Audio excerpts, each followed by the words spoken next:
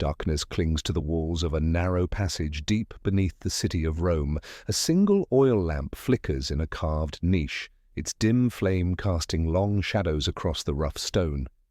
The air is cool, the scent of damp earth familiar to those who walk here often. Footsteps echo quietly as a small group moves deeper into the tunnels. Their sandals brush against ancient dust. Their hands skim inscriptions carved into soft volcanic rock. Names, prayers, simple symbols, a fish, an anchor, a she roe discreetly scratched into a wall. It is the 2nd century of the Common Era, and Christians gather underground because an emperor has ordered persecution throughout the empire. Above ground, soldiers patrol the streets. Edicts hang on market walls demanding public loyalty to the gods of Rome and compulsory offerings to the imperial cult. Refusal is considered disloyalty. In some provinces it is treated as treason. But below the city, far from torches and tribunals, Christian communities continue to pray, teach, and bury their dead. The tunnels they use are not hideouts in the dramatic sense. They are cemeteries. Yet in times of danger, they become a shield. The story of underground Christian life is not simple. It spans many centuries, many emperors, and many regions.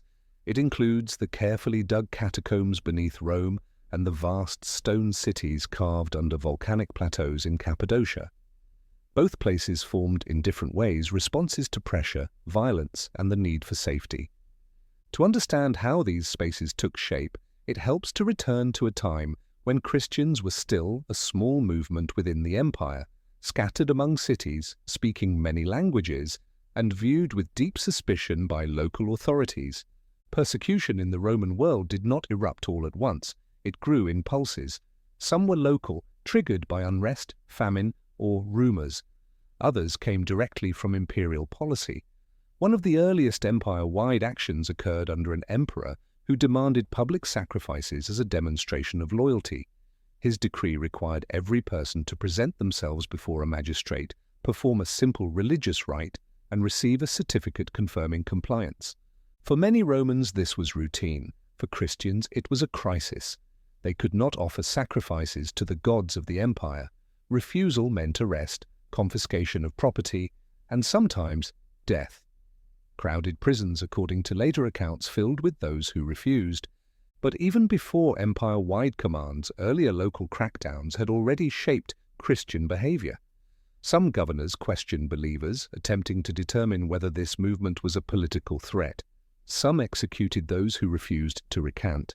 Others, confused about Christian customs, sought guidance from the imperial court. These early interrogations shaped the movement's sense of itself. They also forced communities to develop strategies of survival. In cities where persecution erupted unexpectedly, members sought hidden places to gather. In Rome, those places included existing burial sites. Roman burial customs required that the dead be placed outside the city walls. Families purchased small plots of land where they created underground galleries. Christians began to buy these plots as well. Over generations, they expanded them into complex networks. The rock beneath Rome, called tuff, was soft enough to dig with hand tools but strong enough to support multiple levels of passageways. Some scholars conclude that these catacombs were not built as secret hideouts but as communal cemeteries, used openly in peaceful periods. Others argue that their design with narrow corridors and hidden entrances provided natural places of refuge when danger rose. Archaeological evidence shows that some entrances were disguised by later building work, suggesting at least occasional security concerns. What is clear is that the catacombs became centers of Christian identity. Names and inscriptions reveal generations of families buried side by side. Simple symbols decorated tombs long before detailed paintings appeared. Rooms called cubicula were carved to allow small groups to gather for prayer or funerary meals. The deeper story of persecution, however, reaches beyond Rome. It extends to distant provinces where governors confronted growing Christian communities and sought to enforce imperial unity. One emperor in particular issued a series of edicts in the early 4th century demanding destruction of Christian meeting places, confiscation of scriptures, and imprisonment of clergy. In some regions, violence intensified sharply. In others, enforcement varied depending on local officials. Scholars debate the exact number of casualties. Some conclude that martyrdom accounts exaggerate the scale. Others argue that archaeological and documentary evidence support a period of widespread social disruption. Whatever the precise figures, the threat was real enough that many Christian leaders went into hiding. Some communities fled to rural regions, others sought safety in mountains and valleys. In central Anatolia, in a region dotted with volcanic cones and soft rock formations, Christians found a different kind of refuge. The Cappadocian landscape is shaped by ancient eruptions that left thick layers of volcanic tuff. Wind and rain carved the rock into towers, cones, and ridges. Local people discovered long before the rise of Christianity that houses, stables, and storage rooms could be carved directly into the rock with simple tools. Over centuries, entire villages developed above ground with corresponding spaces below ground. When pressure from raids or imperial policies increased, inhabitants moved into deeper levels. Some underground structures reached many stories beneath the surface, connected by narrow tunnels that forced visitors to move in single file. Rolling stone doors could block passageways. Ventilation shafts brought air down to kitchens, storage rooms, and gathering halls. These underground cities, such as those at Derinkuyu and Kaymakli, are often associated with Christian refuge. Archaeological evidence suggests that they were used by various groups throughout history, including local Anatolian peoples, early Christians, and communities living through later invasions. The exact dates of construction and occupation remain debated. Some scholars conclude that the deepest levels were expanded, significantly during periods of Christian vulnerability. Others argue that these cities evolved gradually from earlier structures and were not built all at once for Christian protection. Inside these underground complexes, rooms large enough for communal gatherings stand beside small chapels carved with crosses. Niches may have held lamps or scrolls. Storage spaces for grain and water suggest prolonged habitation during times of threat. The scale of these cities indicates careful planning and significant labor, probably over many centuries.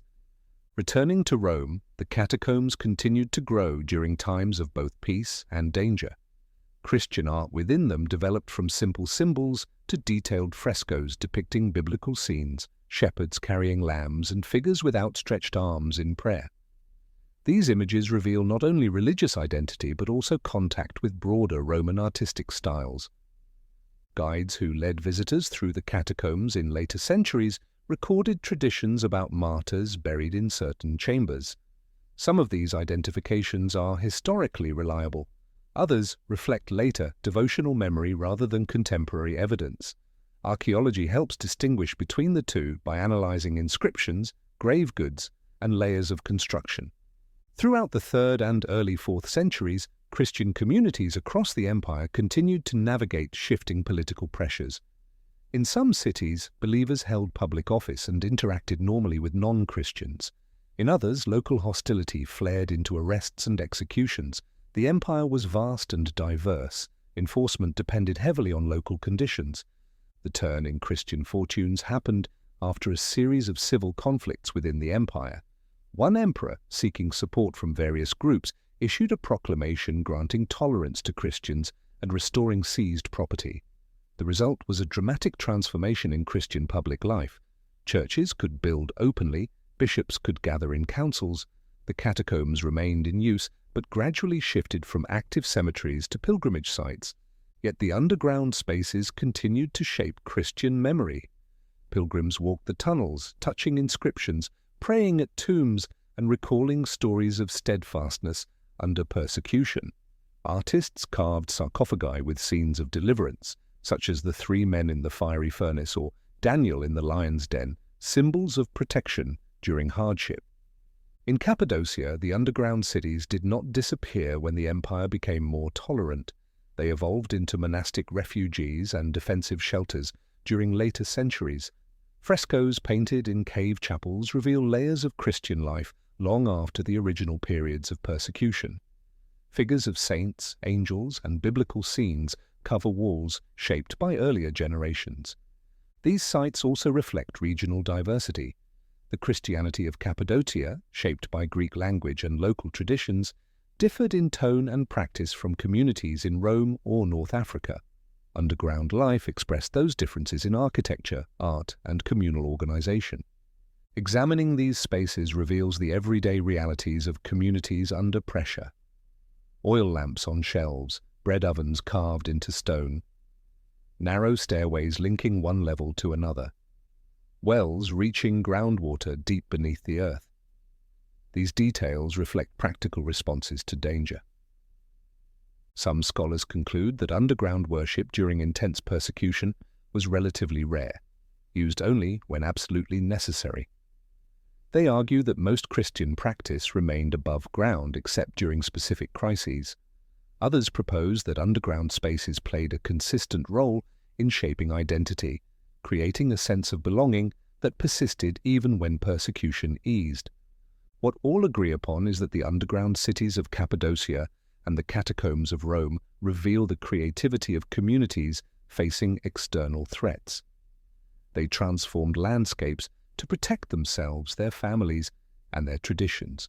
Returning once more to Rome, imagine a gathering in a small chamber several meters below ground. Oil lamps hang from hooks. The walls, freshly carved, bear faint traces of earlier burials. A group recites prayers. A reader unrolls a scroll. Children sit quietly beside their parents. Outside, the city lives as usual, markets open, chariots run along streets, and magistrates conduct business beneath the open sky. But here underground, believers preserve a fragile sense of safety. They are cautious not because they hide in constant fear, but because they know that at any moment an imperial command or a local disturbance could shift the balance. In Cappadocia, the atmosphere underground feels different. The scale is larger, the ceilings higher. Long tunnels stretch into dimness. A stone doorway stands ready to roll into place if danger approaches. Voices echo. Families bring food stores down from the surface. Animals are sheltered in chambers designed to support long stays. This is not only a place for worship, it is a temporary city prepared for sustained refuge. The motivations behind persecution varied.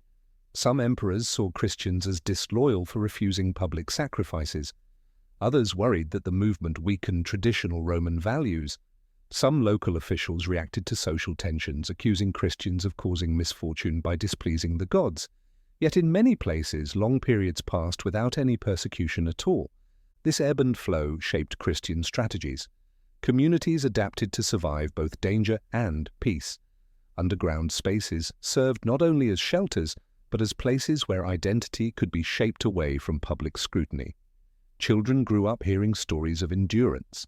Adults learned to navigate loyalty to the empire while refusing religious demands they could not accept.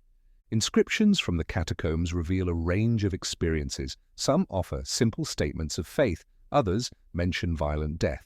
Still others read like ordinary Roman epitaphs expressing hope and grief in familiar language. This variety shows that Christians did not live in constant crisis. They lived normal lives interrupted by episodes of danger. The architecture of underground cities in Cappadocia tells a parallel story. Multiple levels suggest repeated periods of construction, each responding to new pressures. Ventilation shafts placed with precision reveal engineering knowledge. Wine presses carved into stone show agricultural continuity. Even in retreat, life continued. The contrast between Rome's catacombs and Cappadocia's underground cities highlights regional diversity within early Christianity. Rome's tunnels are narrow and intimate, designed for burial and small gatherings. Cappadocia's subterranean networks are vast, designed for whole populations seeking shelter from threats far beyond religious persecution alone, including bandit raids, tribal movements, and later military invasions. Yet both locations share a central theme. When an emperor ordered persecution, Christians answered not by abandoning their communities, but by reshaping the spaces around them. They carved new rooms, they built new networks, they found ways to pass down their traditions even when official policy tried to suppress them. Historical debate continues about the severity of various persecutions. Some scholars conclude that empire-wide actions were relatively rare and that local pressures were more significant. Others argue that the cumulative effect across centuries produced a consistent atmosphere of vulnerability. The archaeological record supports both views to some extent, showing periods of intense activity and periods of stability. Despite these uncertainties, the underground spaces themselves speak clearly. They reflect persistence, adaptation, and an understanding that faith could survive even in the shadows. As tolerance increased in the 4th century, many Christians emerged from underground life. They built large churches above ground, commissioned art, and organized councils. The catacombs became pilgrimage sites. Cappadocian cave dwellings evolved into monasteries that produced influential theologians whose writings shaped later Christian doctrine. Yet the memory of underground endurance remained part of Christian storytelling. It reminded communities of a time when power flowed in one direction, when a single imperial edict could threaten thousands, when families gathered by lamplight unsure of what the next day would bring. Walking today through the catacombs beneath Rome, visitors see long corridors lined with shelf-like tombs carved into walls. Many are empty, the bones removed centuries ago, but the sense of continuity remains.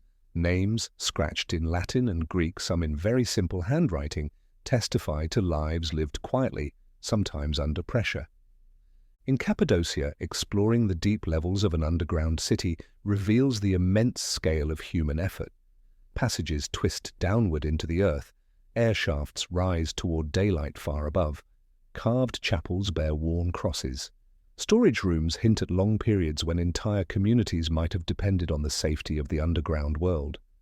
These places remind us that the history of early Christianity includes not only public preaching, councils, and royal patronage, but also the silent labor of carving out space to survive.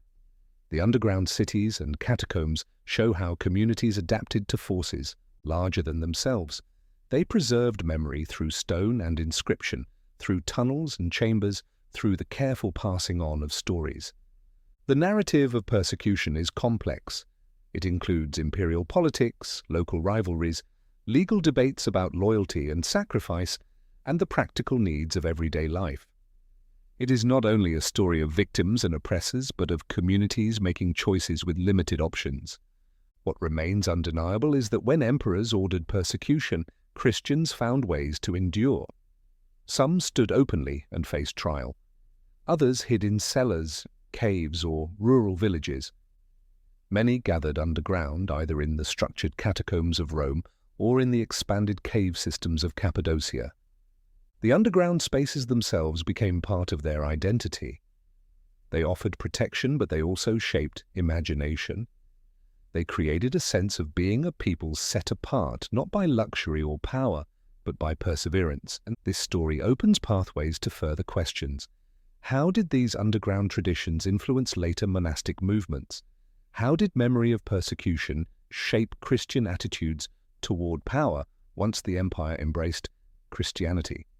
How do the catacombs and underground cities continue to inform our understanding of early Christian resilience? The tunnels still echo with the voices of those who walked them centuries ago. Their steps carved grooves in the stone. Their prayers filled chambers with quiet resolve. Their choices turned darkness into refuge. And from those underground spaces, communities emerged that would eventually stand in the open air of a changed empire, carrying with them the memory of what they built when the world above demanded their silence.